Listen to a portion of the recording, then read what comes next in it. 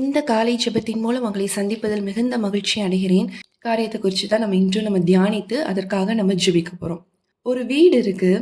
அது வெளிய பார்த்தா எல்லாமே நல்லா இருக்கு. வசதி இருக்கு, மரியாதை இருக்கு, அமைதியான ஒரு வாழ்க்கை போல தெரிகிறது. ஆனா, ஒவ்வொரு இரவும் அந்த வீட்ல ஒரு பெண் இருக்காங்கன்னு வச்சுக்கோங்க. அந்த பெண் அமைதியா அழுதுட்டே இருக்கா. யாருக்குமே தெரியாது. அவங்களோட சிரிப்புக்கு பின்னால ஒரு உடைந்த இதயம் இருக்குது.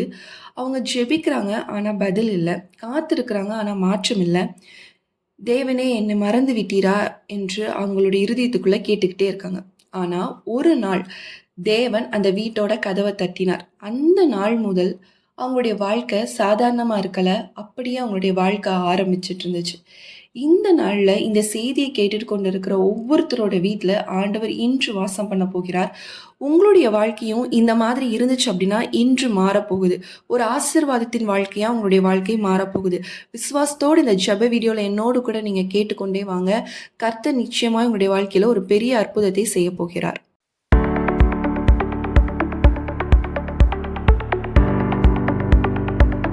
நம்ம வேதத்துல கூட ஒரு ஸ்திரீயை பத்தி தான் நம்ம இன்று தியானிக்க போறோம். யார் அப்படின்னு பாக்குறீங்களா? 2 ராஜாக்கள் 4ஆம் அதிகாரம் 8ஆம் வசனத்துல சொல்லப்பட்டிருக்கு. சூனேமுக்கு போயிருக்கும் போது அங்கே கனம் பொருந்திய ஒரு ஸ்திரீ அவனை போஜனம் பண்ண வருத்தி கேட்டுக்கொண்டாள் பாக்குறோம். சூனேம் அப்படிங்கிற ஒரு ஊர்ல இருக்கக்கூடிய ஒரு ஸ்திரீ அப்படின்னு தான் போட்டிருக்கு. அவங்களுடைய பேர் எதுவுமே இந்த இடத்துல என்ன பண்ணல அப்படின்னா போடப்படல.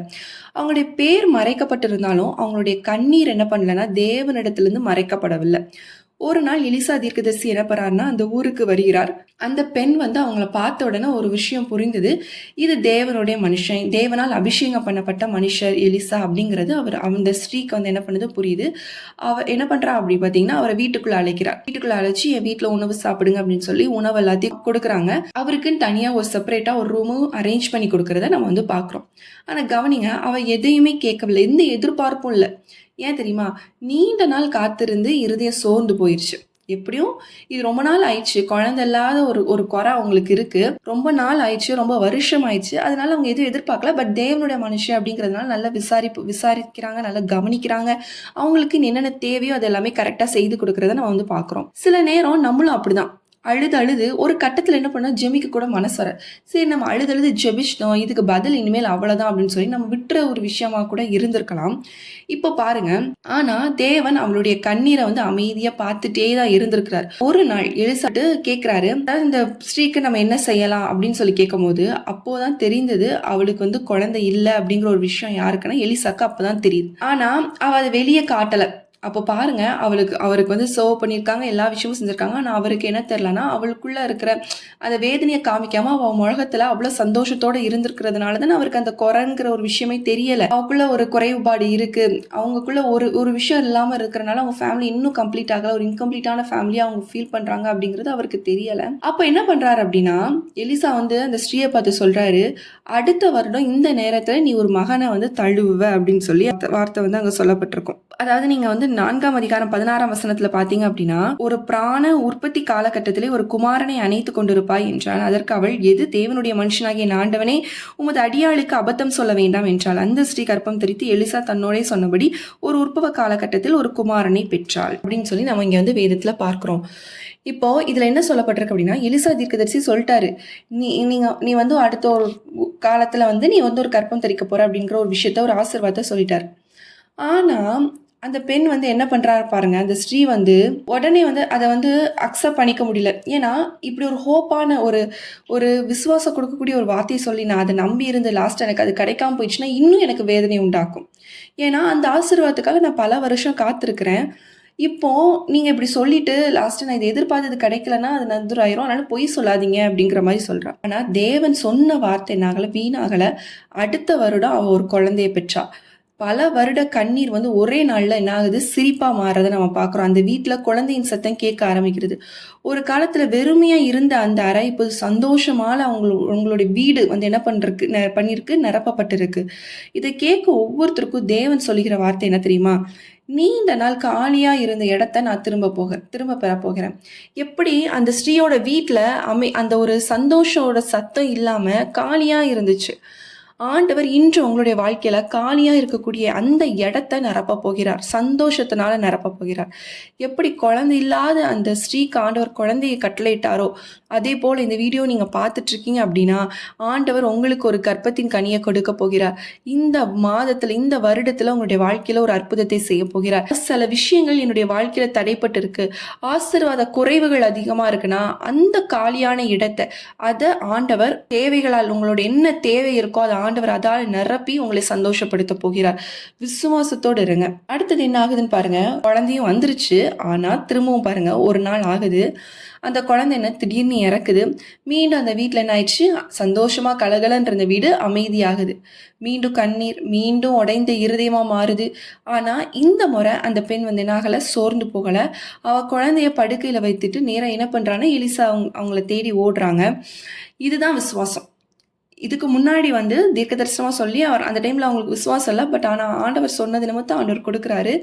ரெண்டாவது பாருங்க, குழந்தை இறந்தாலும் அவங்களுக்குள்ள ஒரு விசுவாசம். எலிசா தீர்க்கதரிசியை கூட்டிட்டு அந்த விசுவாசத்தினால தேவன் எனக்கு திரும்ப கொடுப்பார் அப்படிங்கிற ஒரு விசுவாசத்தோடு அவங்க காணப்பட்டாங்க. எலிசா அந்த வீட்டுக்குள்ள வராரு, இறந்திருந்த குழந்தைக்காக ஜெபிக்கிறாரு. அப்போ அந்த குழந்தை என்ன பண்ணுது, மீண்டும் உயிர் பெற்றதை நம்ம பார்க்குறோம்.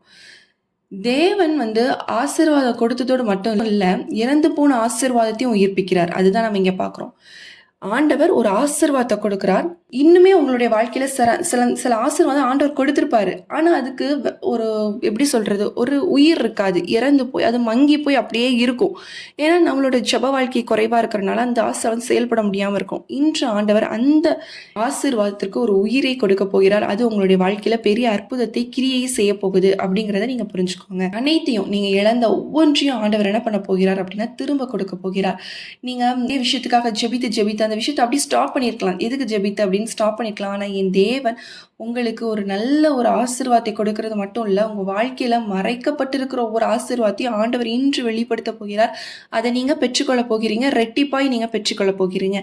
எல்லாரும் நம்ம கண்களை மூடி ஜெபிக்கலாம். அன்புள்ள இயேசு சுவாமி, அப்பா இந்த வேலையிலும் அப்பா எங்களோடு கூட இணைந்து ஜெபிக்கிற ஒவ்வொருத்தருக்காக ஜெபிக்கிற சுவாமி, அவங்களுடைய வாழ்க்கையில் இருக்கக்கூடிய எல்லா கட்டுகளும் உடைக்கப்படட்டும். ஆண்டவரை நீங்கள் ஆசீர்வதிங்க தகப்பனை, ஆசீர்வதிக்கவே ஆசீர்வதித்து பெருகவே பெருக பண்ணுவேன் என்று சொன்னீரே, அந்த ஆசீர்வாதத்தின்படி அவங்களை ஆசீர்வதிங்க, அவங்களை பெருக பண்ணுங்க. நீங்க ஆசீர்வதித்தாதான்ப்பா ஆண்டவரே அவங்களுடைய வாழ்க்கையில ஒரு ஆசீர்வாதம் தங்கும்.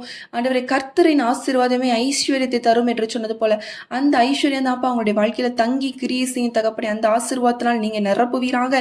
எல்லா ஆண்டவரே ஸ்தோத்திரம், தடைகளும் மாறட்டும் ராஜா. அவங்களுடைய வாழ்க்கையில இருக்கக்கூடிய எல்லா தடைகளும் மாறட்டும், உடைக்கப்படட்டும் கர்த்தாவே. ஒரு ஆசீர்வாதம் அவங்களுக்குள்ளா இறங்கி ஆண்டவரே நீ கிரியை செய்ய வேண்டுமா நாங்கள் ஜெபிக்கிற தகப்பனே. இயேசு சுவாமி உடைய கரத்துல ஒப்பு கொடுக்குறப்பா ஆண்டவரே. எப்படி ஆண்டவரே இந்த ஸ்ரீக்கு ஆண்டவரே நீங்க ஆண்டவரே ஒரு குழந்தையை கட்டளையிட்டு நீங்க ஆசீர்வதித்தீங்க. அந்த குழந்தை இறந்த பொழுதும் ஆண்டவர் அவங்களுக்குள்ள இருந்த விசுவாசத்தின் நிமித்தமாக திரும்ப ஆண்டவரே அவங்களுக்கு ஒரு ஆண்டவரே அந்த ஆசீர்வாதத்தை திரும்பவும் நீங்க கொடுத்தீங்க.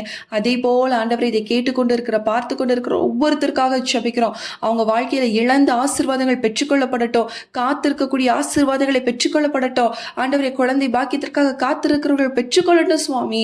அப்பா ஆண்டவரே ஸ்தோத்திரம். என்னுடைய மகளுடைய திருமண தேவைகள் அநேகமா இருக்குது, நான் என்ன பண்ண போறேன் ஏது பண்ண போறேன்னு எனக்கு தெரியல என்று சொல்லி என்னுடைய கையின் பிரயாசத்தை நீங்க ஆசீர்வதிங்கப்பா என்று சொல்லி ஜெபித்து கொண்டு இருக்கிற அந்த ஆண்டவரே ஸ்தோத்திர ஆண்டவரே, அந்த சகோதரனுடைய இருதயத்தை கர்த்தர் காண்கிறீர் சுவாமி. கர்த்தர் நீர் காரியத்தை வாய்க்க பண்ண போகிறீர். ஆமே நேர்த்தியாய் நான் செய்து முடிப்பேன் என்று சொல்லுகிற வாக்குக்காக உமக்கு ஸ்தோத்திர ராஜா. கர்த்தாவே நீங்க ஆசீர்வதிங்க. நீங்க ஆண்டவரே உடைய வல்லமை நீங்க கட்டளையிடுங்கப்பா. உம்முடைய ஆண்டவரே இந்த நாள் முழுதும் ஆண்டவரே பிள்ளைகள் மீது உடைய பிரசனம் இருக்கட்டும், போக்கிலும் வரத்திலும் உடைய கரம் கூட இருக்கட்டும். ஆண்டவரே தேவ கிருபை கட்டளையிடுவீராக தகப்பனே. மனுஷனுடைய கண்களில் தயை நீர் கட்டளையிடுவீராக. உம்முடைய கரத்தில் ஒப்பு கொடுத்து ஜெபிக்கிறோம். இயேசுவின் நாமத்தில் ஜெபிக்கிறோம் நல்ல பிதாவே, ஆமேன் ஆமேன். இந்த நாளிலும் எப்படி அந்த ஸ்ரீயோட வாழ்க்கையில ஆண்டவர் அற்புதத்தை செய்தார், அதே போல உங்களுடைய வாழ்க்கையில செய்வார். நீங்க விசுவாசத்தோடு இருங்க, கர்த்தர் நிச்சயமா உங்களுடைய வாழ்க்கையில பெரும் காரியத்தை செய்வார். இந்த வீடியோ உங்களுக்கு பிரயோஜனமா இருந்துச்சுன்னா கண்டிப்பா கமெண்ட் செக்ஷன்ல சொல்லுங்க. உங்களுக்கு ஜெப குறிப்புகள் இருக்கும் அப்படின்னா ஸ்கிரீன்ல தெரியக்கூடிய வாட்ஸ்அப் நம்பருக்கு மெசேஜ் பண்ணுங்க, நான் வாய்ஸ் நோட் பண்ணுங்க. கண்டிப்பா நாங்கள் உங்களுக்காக ஜெபிக்கிறோம். மீண்டும் உங்களை அடுத்த ஒரு பிரேயர் வீடியோல சந்திக்கிறேன். கர்த்தர் உங்களை ஆசீர்வதிப்பாராக. ஆமேன்.